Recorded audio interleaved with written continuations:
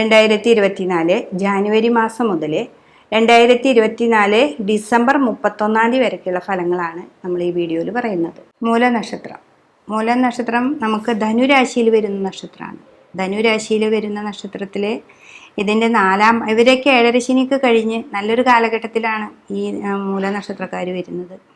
3-ലാണ് ഇവരെ ശനീശ്വരൻ നിൽക്കുന്നത്. 3-ൽ ശനി നിൽക്കാന്ന് വെച്ചാൽ മുടി വെച്ച് പാടും എന്നാ പറയാം. എന്ത് കാര്യത്തിനും മുമ്പിൽ നിൽക്കാനും എന്ത് കാര്യത്തിനും പവർഫുള്ളായിട്ട് കാര്യങ്ങൾ ചെയ്യാനും പറ്റുന്നൊരു സമയമാണ് ഈ മൂലനക്ഷത്രക്കാരിക്ക്.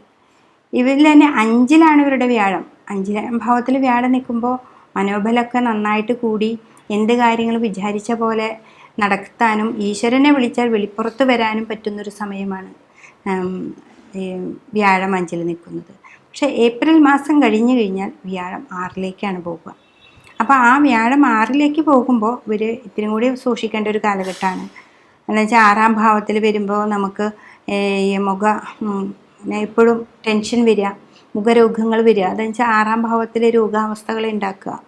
അപ്പോൾ ഈ 3-ലെ ശനിയാണ് പിന്നെ നമുക്ക് മനോബലം തരിക. അപ്പോൾ അവിടെ ഈശ്വരനെ, അതായത് ശനീശ്വരനെയും അയ്യപ്പനെയൊക്കെ നന്നായി ഭജിക്കുക. വ്യാഴം അവിടെ തളർത്താൻ ശ്രമിച്ചാലും ശനിയെ നന്നായിട്ട് നിങ്ങൾ ഭജിച്ചു കഴിഞ്ഞാൽ ഇവിടെ വ്യാഴത്തിൻ്റെ തളർച്ച നമുക്കറിയാതെ പോകാനായിട്ട് സാധിക്കും. പിന്നെ 4-ാം ഭാവത്തിലാണ് രാഹുവേ. ആ രാഹു കുടുംബ ബന്ധങ്ങളെ അങ്ങനെ ഭയങ്കര ദോഷങ്ങളെ വരുത്തും.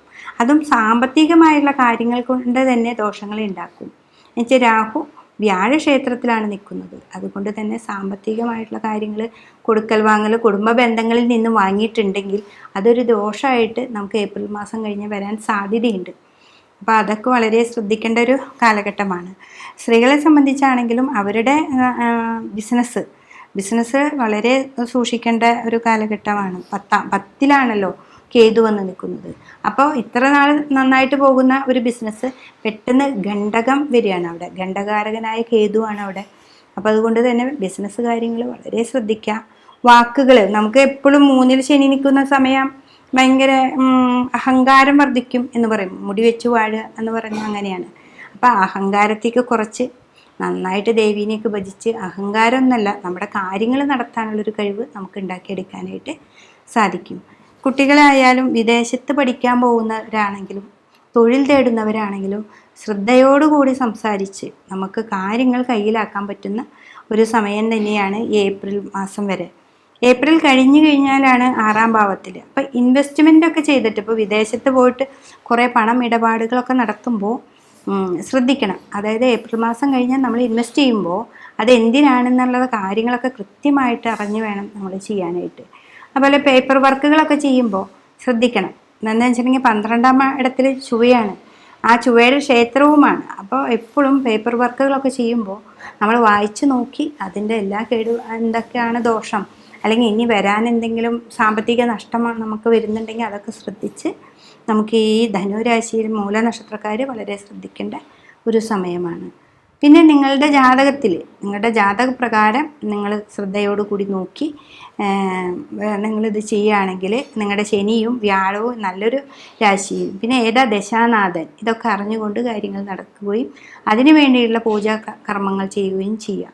പിന്നെ ഇവിടെ നമുക്ക് ശനീശ്വരനേക്കാൾ കൂടുതൽ വ്യാഴത്തിന് പൂജ കൊടുക്കുക. അത് മഞ്ഞപ്പട്ടിൽ ഏപ്രിൽ മാസം കഴിഞ്ഞ് കഴിഞ്ഞാൽ ഒരു മഞ്ഞപ്പട്ട് മേടിച്ചിട്ട് അതിലൊരു കാമധേനുവും ഒരു പിടിപ്പണവും, എണ്ണാപ്പണം എന്ന് പറയും ചില സ്ഥലത്ത്, അതും കൂടി വെച്ച് വ്യാഴത്തിന് സമർപ്പിക്കുക. അതായത് കൃഷ്ണൻ്റെ അമ്പലത്തിലോ അല്ലെങ്കിൽ വിഷ്ണു ക്ഷേത്രത്തിലോ സമർപ്പിക്കുക. അത് കഴിഞ്ഞ് രാഹു 4-ലാണ്. അപ്പോൾ സർപ്പക്കാവുകളിൽ പോയിട്ട്, ഇപ്പോൾ മണ്ണാർശാല അങ്ങനെയുള്ള ക്ഷേത്രങ്ങളിൽ പോയിട്ട് പാലും 100 വഴിപാട് കൊടുക്കുക. ഇത് ഏറ്റവും നല്ലതായിരിക്കും.